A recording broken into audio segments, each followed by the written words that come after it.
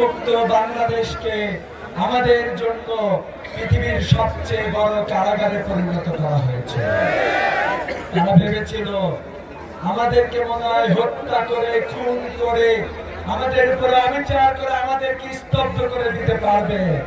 তারা কি আমাদেরকে স্তব্ধ করে দিতে পেরেছে? আমরা দেখেছি জুলাই বিপ্লবে আমাদের ছাত্র জনতা যখন রাস্তায় নেমে এসেছিল, এদেশের প্রত্যেকটি শক্তিশালী ইনস্টিটিউট, মিডিয়া থেকে শুরু করে রাষ্ট্রযন্ত্র আমাদের বিরুদ্ধে গণহত্যা চালিয়েছিল।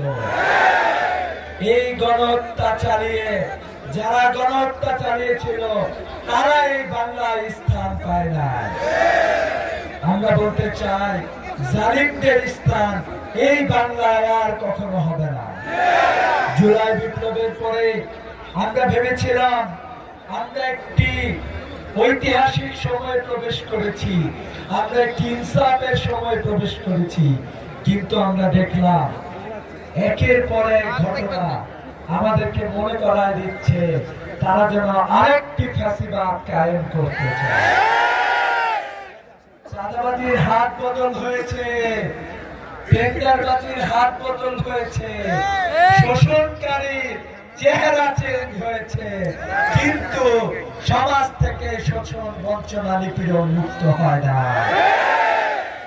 আমরা দেখেছি সামান্য কিছু চাঁদা